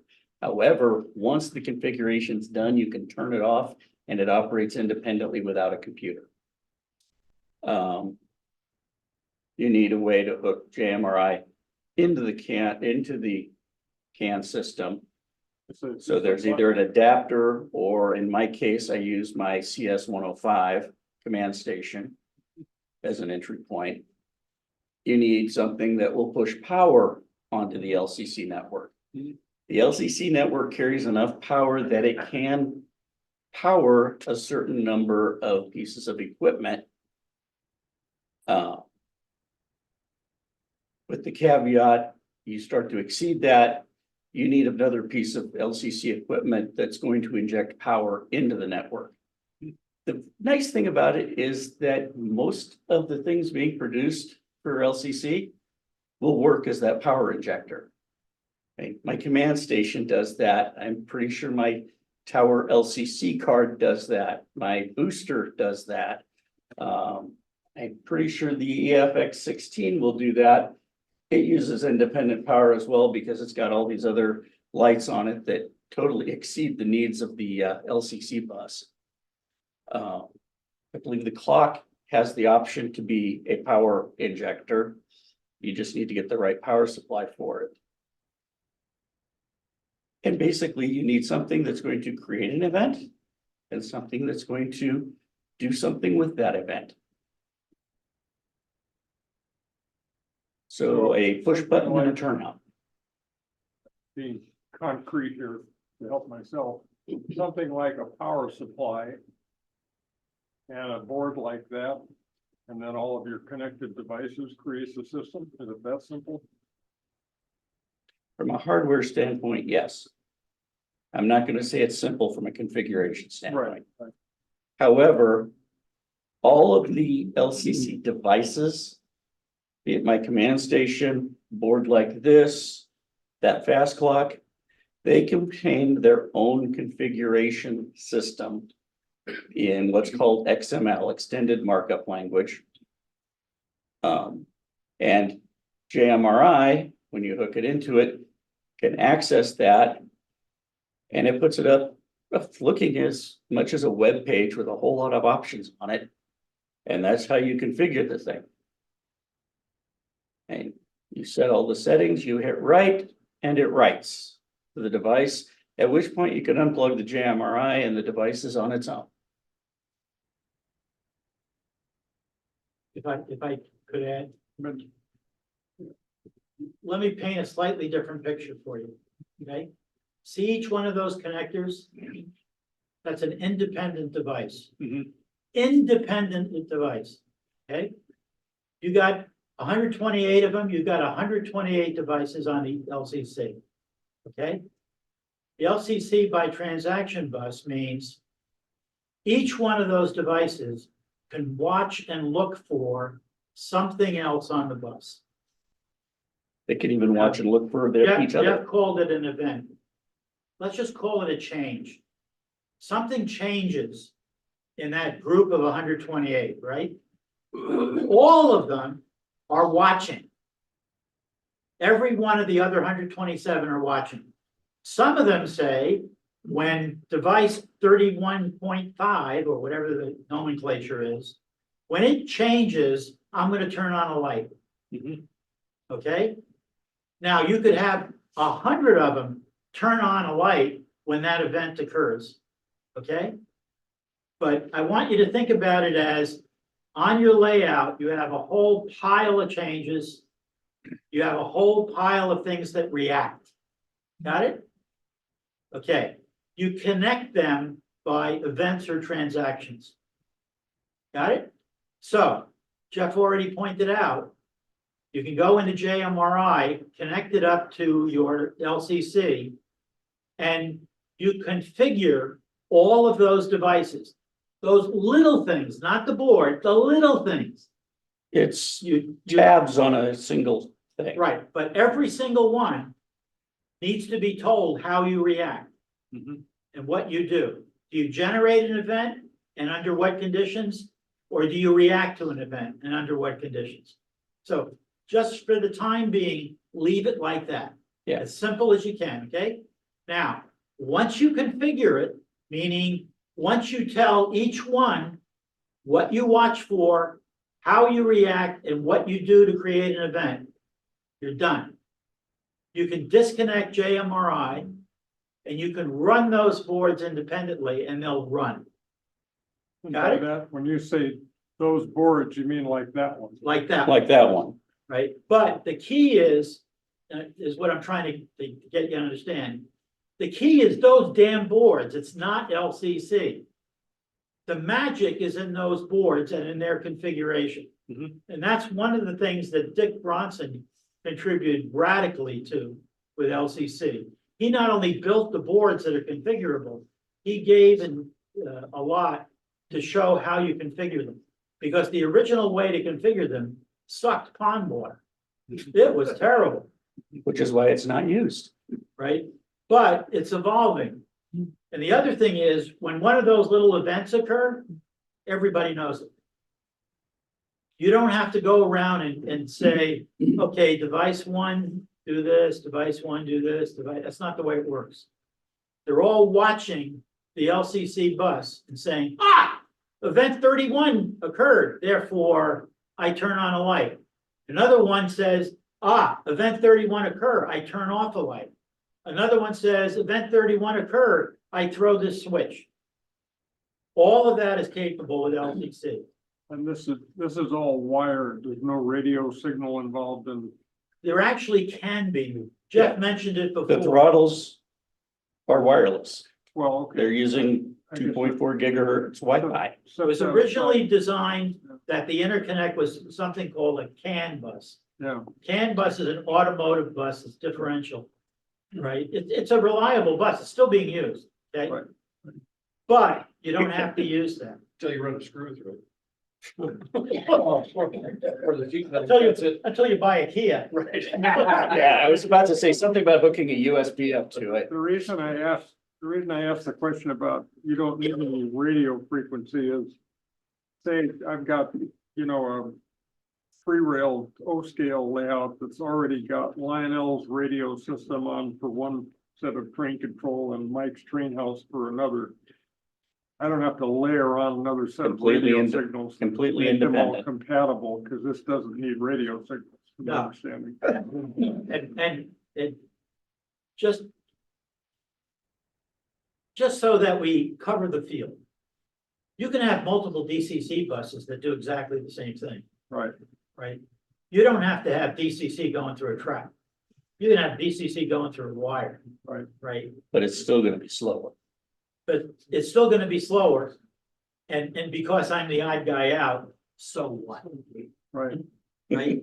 And the Must reason be that next speed. I pitched what I did to Jeff years ago, Yes, right? What does this solve that you can't solve? Well, it does solve a whole bunch of things. It Right. allows you to take a If whole you bunch of have- complicated inputs and have them, If you have the Columbia Gorge Club on steroids, you could put things through LCC, it'll run more efficient. And you could probably make tweaks a little bit easier, right? But remember, how many years are we in now to commercial LCC? 6? something like that. It was originally announced in 2015 at the Portland Convention. I think 2019 was when they actually launched product. And how many years are we into DCC was DCC? adopted. 2 years of COVID plus 94. whatever since How then. many years are we in the DCC? PCC was 93, 4. 94 at Portland. Also the Portland Convention. Something about Exactly. Portland That's what I mean. electronics. Okay, Must so be Intel. we got 30 years in the DCC and we're still screwing around, right? Yep. Okay, we got a few more years before LCC evens itself out. Hmm. But it's doing well, right? The big thing about LCC versus the rest, aside from the speed, is unless you're considering DCC among the rest, is LCC is open standard. All the hardware is out, design is out there, all of the software is out there. That anybody with suitable knowledge and desire and an idea can go grab and actually create a product. That will hook into it, and if they do it right, it'll work, Except for one little thing. okay? That board's got a processor on it. I bet that's not open source. Probably not, but the way to get that processor to talk to everything else is. Right. There's your caveat.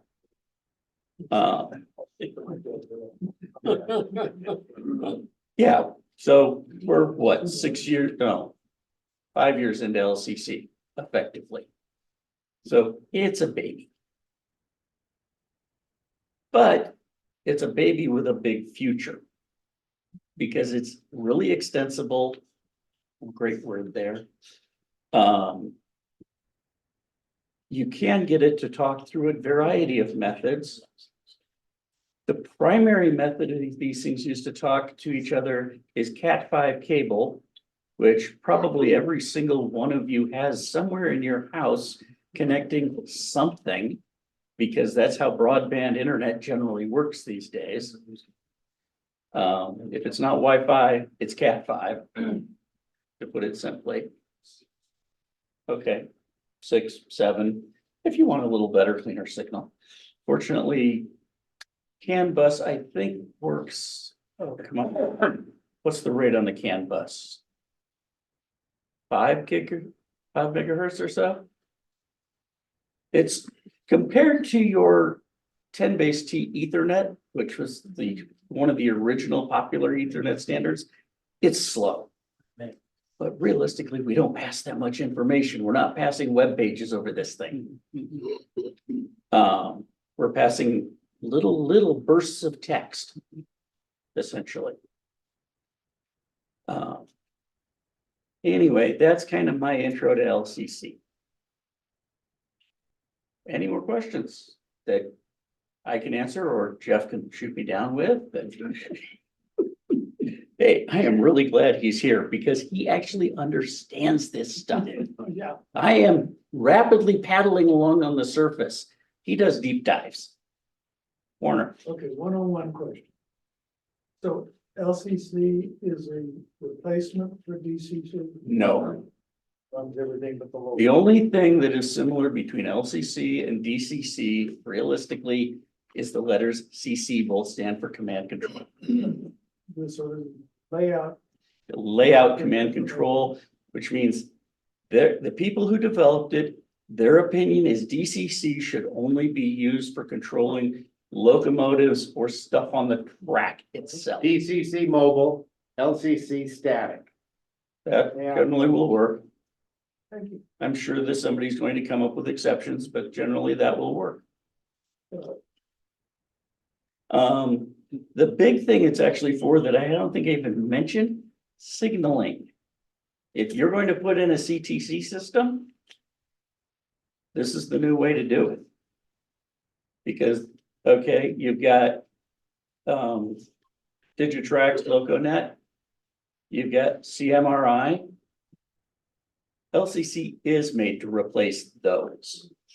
Or potentially go in instead of those. And as I understand it, one of the big things about CMRI is a lot of it you generally have to build yourself. Because I think the Claco Club's basically building their own CMRI system. And LocoNet is generally Digitrax. You've got to have at least something to control that. Although as I understand it, there are ways to do LocoNet without actually having a Digitrax command station. I'm not into Digitrax, so I can't tell you anything more than that than just that. LocoNet's a protocol. Yeah, so is LCC. It's basically a way to talk, for stuff to talk together. LCC is a little faster than LocoNet. LCC is open source, which means you don't have to get a LocoNet license. And if the company who's making it goes out of business, it can carry on. Yeah. Somebody else could take over potentially.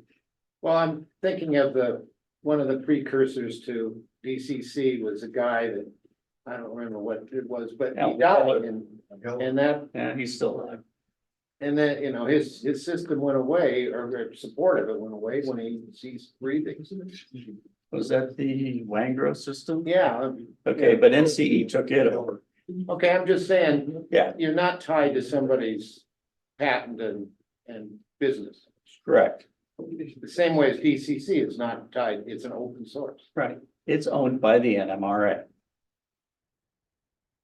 And if you have LocoNet already, one of the things that Dick Bronson, our circuits, who does have one of those LocoNet licenses, has done is he's built a translator that will translate at least certain amounts of LCC to certain amounts of LocoNet. And there's people who are asking for even more. So he has no shortage of ideas of what to do with that particular gadget. So those will talk to each other. I don't believe anybody's built a way to talk to CMRI yet. But that just means that nobody's built one. There's nothing stopping anybody from actually creating such a gadget. And I just realized I've been recording a blank screen more or less for the past half hour. It's It's gonna make for some interesting video. Unfortunately, I'm gonna have a half an hour or so of Jeff and Ross over there on my other camera. All righty, we are after 12 o'clock. We need to do raffle.